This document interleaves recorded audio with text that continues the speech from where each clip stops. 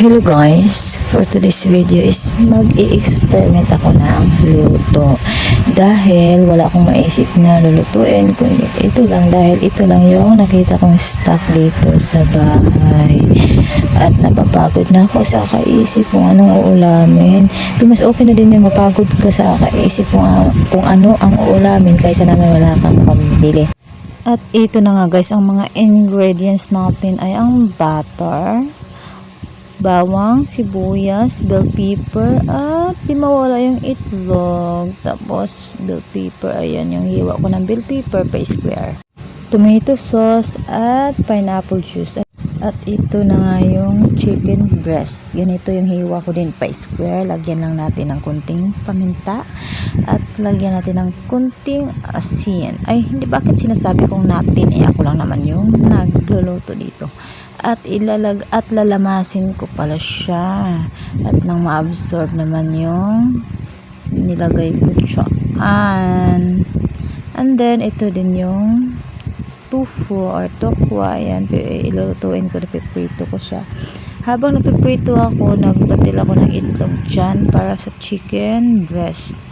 At ayun na nga, iano ko siya sa isang flour. Yung flour nilagyan ko lang din ng paminta at asin yan.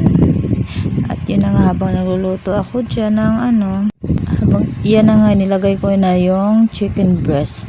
At ayun na nga yung tofu, luto na siya. Yung chicken breast naman yung if-fried ko. At ayun na nga yung chicken breast, pag ganyan na siya, pwede na yan. Pwede na yung kunin. Ito na yan yung ko, finished product. At yun na nga, mag-alagay na tayo ng butter dyan kasi sauce na tong lulutuin natin. Gagawa na tayo ng sauce. Inis ako na nga yung bawang at sibuyas. Yung sibuyas, ganyan yung hiwa ko pa square dahil square yung lahat. Pangit naman niya pahaba yung hiwa mo tapos yung mga kasama niya is square. So siya lang yung naiba. At ayun na nga, pagigisa ko dyan, ilagay ko yung pineapple juice instead na water. Water pa na lang.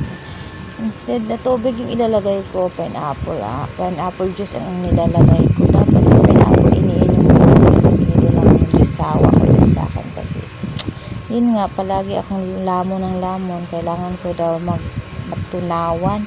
At nilagay ko nga yung tomato sauce at pangit yung tomato sauce dyan, dapat pala ketchup yung nilagay ko. Ayun nga, experiment, diba? Pag mag-experiment ka dyan, mo malalaman kung ano hindi dapat mong nilagay. At ayun na nga, mali yung tomato sauce kasi maasim na yung pineapple juice, mas maasim na, tapos yung tomato sauce maasim din. Pero sabi naman ng asawa ko masarap daw, pero para sa akin hindi. Sinasabi lang niya yun kasi gano'n naman sila para hindi tayo masaktan.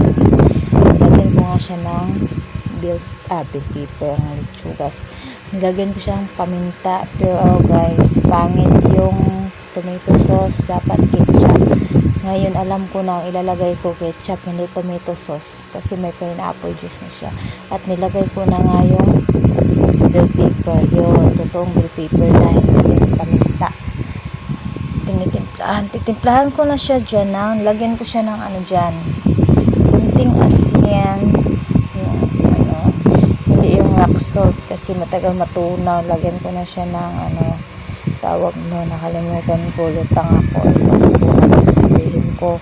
Lagyan ko siya ng magic yummy dyan at para naman may lasa-lasa siya. Basta nainis ako dyan kasi mali, dapat hindi tomato sauce, dapat tawag niyan, ketchup lang yung UFC, kahit ganun lang ilalagay, masarap sana yun. Kasi naasiman ako, hindi kasi ako mahilig sa maasim, hindi ako kumakain ng sinigang, pero kumakain ako ng mangga na maasim. Pero sa mga ulam, hindi, ayoko.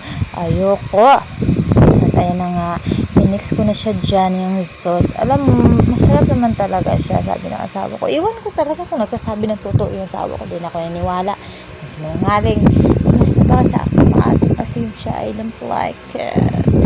At ayun na guys, patapos na tong luto ko nito. Akala ko nung una masarap, akala ko lang pala. That's all guys, thank you for watching, bye bye.